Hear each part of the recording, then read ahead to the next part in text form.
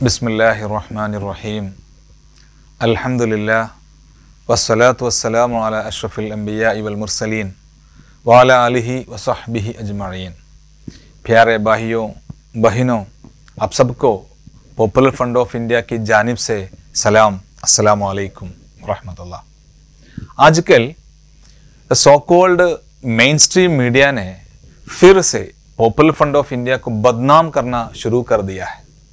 इस मरतबा popular front को बदनाम करने के लिए एनफोर्समेंट डायरेक्टरेट ईडी का इस्तेमाल किया जा रहा है।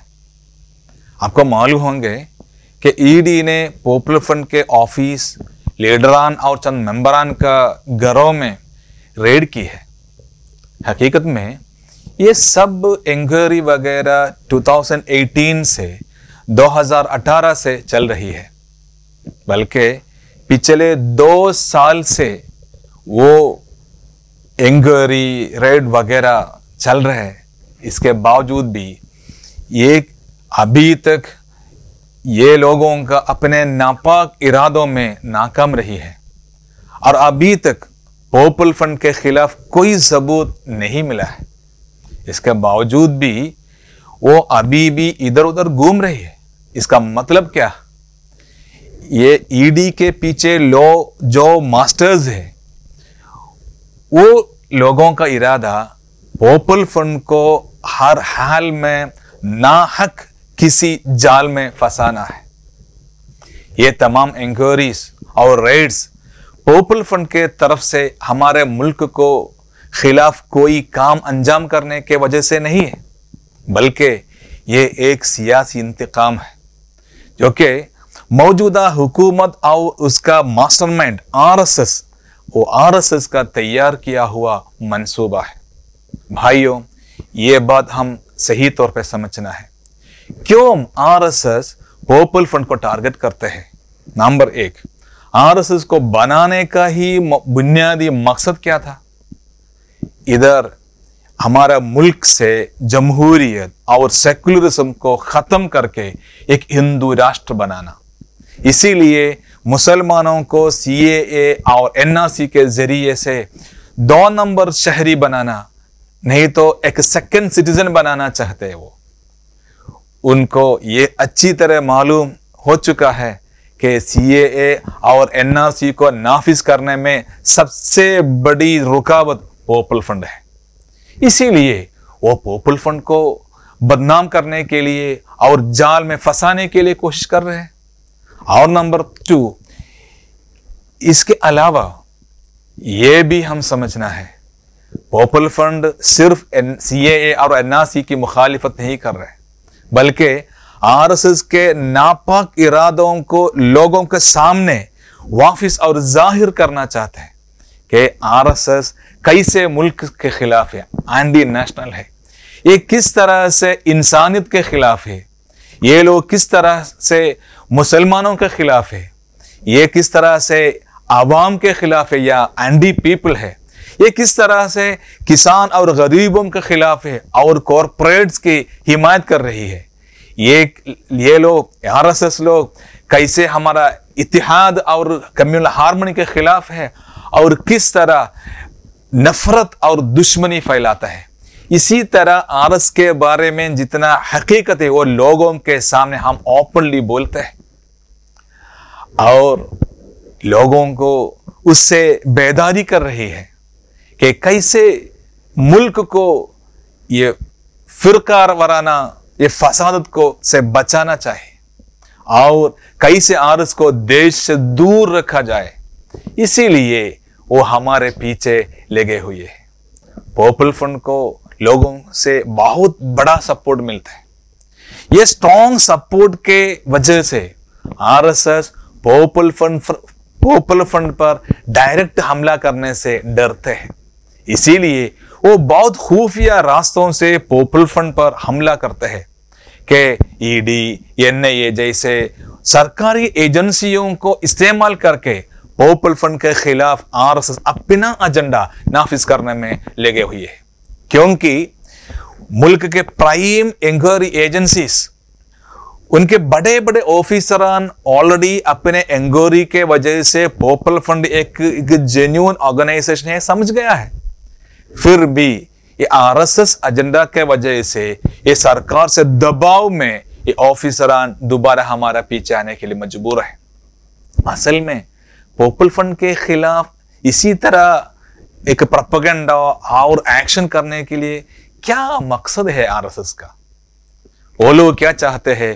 पॉपुलर फ्रंट को कमजोर करना चाहते हैं और वो लोग ऐसा साजिश कर रहे हैं कि पॉपुलर फ्रंट को हमेशा मशगूल रखना चाहिए। ऐसा है तो पॉपुलर फ्रंट ये नाइंसाफी, जुल्म और भेदभाव के खिलाफ अपने पीसफुल डेमोक्रेटिक इत्तेजाजात से रोक जाए, ऐसा समझ के।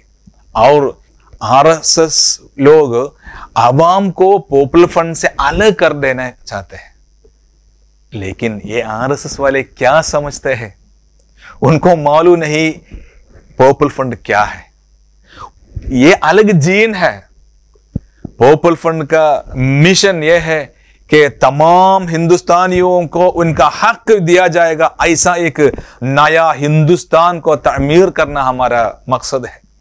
ये काम से पॉपुलर फ्रंट को रोका नहीं जा सकता है, हरगिज रोका नहीं जा सकता है।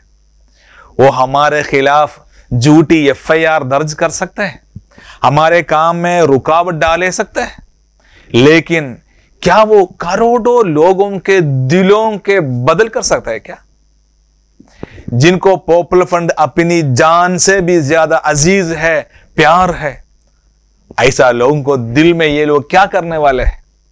ऐसा कभी भी नहीं हो सकता है। ये करने की ताकत किसी में भी नहीं है।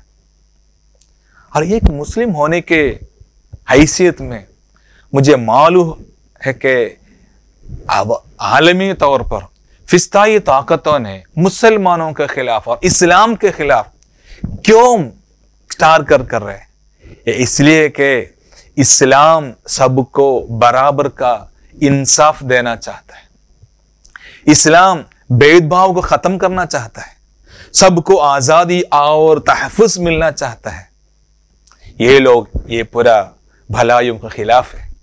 अभी हमारे हिंदुस्तान में आरएस के जरिए से पॉपुलर फ्रंट को टारगेट करना कोई नई चीज नहीं है, क्योंकि वो आरएसएस जो हिंदू राष्ट्र बनाना चाहती है उसमें क्या है? उसमें पूरा पावर, पूरा अधिकार चंद ब्राह्मणवादी या जातिवादी अकलियत जमात को के हाथों में आ जाएगा और वो छोड़ के बाकी सारे लोगों के, इंसानों के बारे में वो असल में इंसान मानने के लिए भी तैयार नहीं है।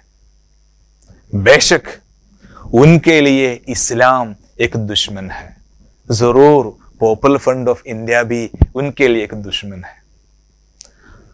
देखो अभी क्या हालत है हमारे देश में। अगर कोई ही इंसान आरएसएस से खिलाफ आवाज उठाते हैं तो उसे शिकार बना लिया जाता है। अगर आप दिल्लीदोम पर होने वाले रेप और जुल्म के खिलाफ आवाज उठाते तो आपको माओइस्ट कहा जाएगा। अगर आप कॉरपोरेट साजिशों के खिलाफ आवाज उठाते हैं तो आपको अर्बन नक्सल कहा जाएगा। अगर आप सीएए या एनआरसी के खिलाफ प्रोटेस्ट किए तो आपको आतंकवादी या इस्लामिक टेररिस्ट कहा जाएगा। अगर आप अभी जो चल रहा है किसानों का एहतजाज और एहतजाज में शामिल किए तो आपको खालिस्तान टेररिस्ट बोल जाएगा। ऐसा हो गया है हमारे हिंदुस्तान का हालत। लेकिन फिर भी ऐसा मत समझना कि सिर्फ जो लोग आरएस के खिलाफ आवाज उठाते हैं सिर्फ वो लोग टारगेटेड है, ऐसा नहीं। और बाकी पूरा लोग वो सुकून से रह सकता है, ऐसा भी समझना नहीं है। देखिए वो हथरास की वो दलित लड़कियां ना, वो कभी भी आरएस के खिलाफ जुबान नहीं खोली थी, उसे भी ये छोड़ा नहीं है, रेप किए और कत्ल भी किए। जो कितने मुस्लिम नौजवानों को ये मॉब लिंचिंग करके मार दिया, उनमें से कितने लोग आरएस के खिलाफ कुछ एजिटेशन किया है क्या? नहीं। मुख्तसरन आरएसएस अपने क्रिमिनल परिवार के अलावा तमाम को गुलाम बनाएगा, या उनकी जबानों पर ताला लगाएगा या उन्हें जुल्म करके कत्ल भी कर जाएगा। आरएसएस छोड़ के, उनका क्रिमिनल छोड़ के बाकी पूरा खतरा में है।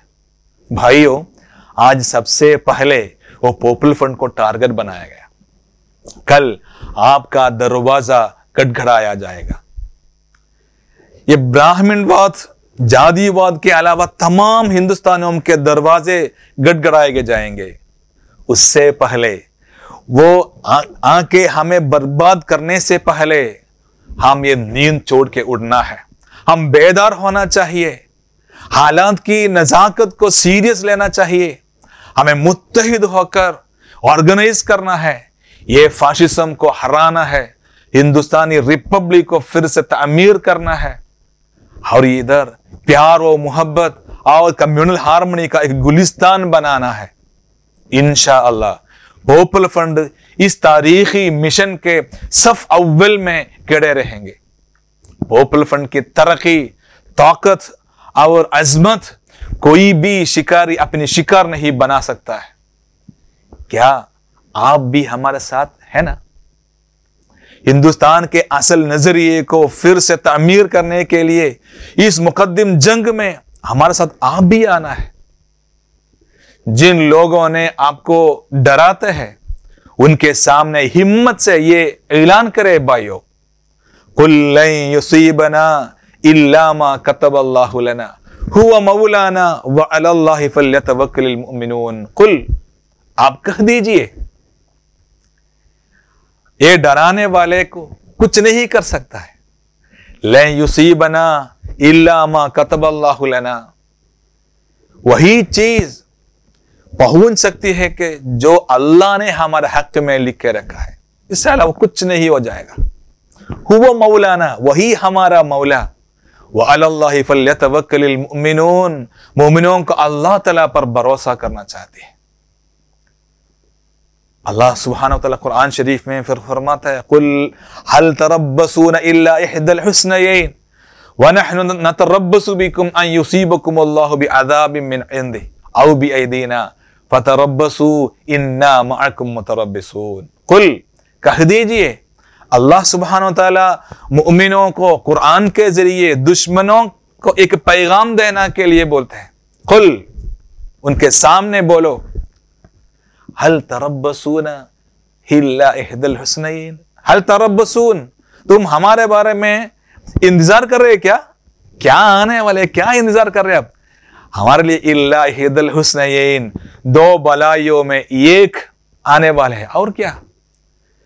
शहादत या फतह, इसमें एक मिलेंगे और कुछ नहीं आने वाले हैं। व नहनु नतरब्बसु बिकुम, हम भी इंतजार में हैं, हम भी इंतजार में हैं। अन युसीबकुमुल्लाहु बिअज़ाबिन मिन इंदिही औ बिअयदीना, हम तुम्हारे बारे में इंतजार कर रहे क्या?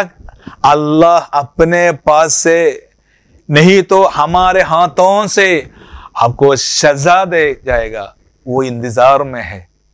आप क्या सोचते हैं पूरा मुल्क कब्जा करके करोड़ों लोगों को गुलाम बनाएंगे? आप नहीं कर सकते। चंद देर के लिए आप जुल्म करेंगे, लेकिन अवाम, हिंदुस्तान का अवाम, लोग, पीपल, वो पावरफुल है, वो दोबारा आ जाएगा। ये तारीख में बहुत मर्तबा रिपीट किया गया, इंडिया में भी अलग नहीं है। कुरान शरीफ में अल्लाह सुब्हानहू व तआला फरमाया है, और फतरब्बसू इन्ना मअकुम मुतरब्बिसून, ये पूरा बदल हो जाएगा, समाज में बहुत बड़ा तब्दीली आ जाएगा। फतरब्बसू, आप इंतजार करो, इन्ना मअकुम मुतरब्बिसून, आपके साथ हम भी इंतजार में है, जरूर हम इंतजार में है।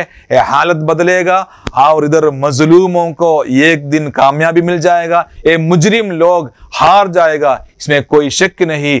ये कामयाबी के लिए हम एक साथ मिलजुल कर एकदम पूरा हमारा इख्तिलाफ छोड़ के साइड में रख के आगे जाना है, हमारा वतन को दोबारा तमीर करने के लिए और हमारा पूरा भलाइयों को रेस्टोर करने के लिए हम एक साथ आगे मार्च करना है। व आखिर दावाना अनिल हम्दुलिल्लाहि रब्बिल आलमीन। अस्सलामु अलैकुम व रहमतुल्लाहि व बरकातुहू।